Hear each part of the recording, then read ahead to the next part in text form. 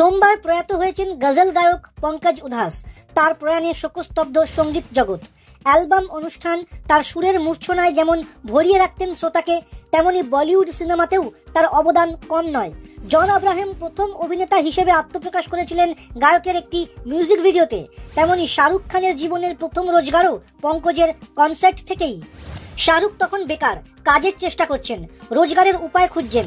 সেই সময় দিল্লিতে পঙ্কজের একটি কনসার্ট ছিল। পঙ্কজের অনুষ্ঠানে দর্শক সামলানো ছিল সবচেয়ে কঠিনতম কাজ। ৮০ দশকে পঙ্কজের গানের গুণমুগ্ধ শ্রোতার সংখ্যা ছিল অগুন্তি। তার কনসার্ট হলেই দর্শক আসন কানায় কানায় পরিপূর্ণ থাকত।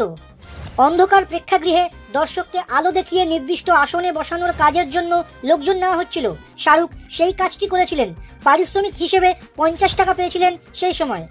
এক সাক্ষাৎকারে শাহরুখ বলেছিলেন, তারপরে আমি বহু টাকা রোজগার করেছি, কিন্তু জীবনের প্রথম রোজগার এমন একজনের অনুষ্ঠান থেকে করেছিলাম যে আমার নিজেকে সৌভাগ্যবান বলে মনে হয়।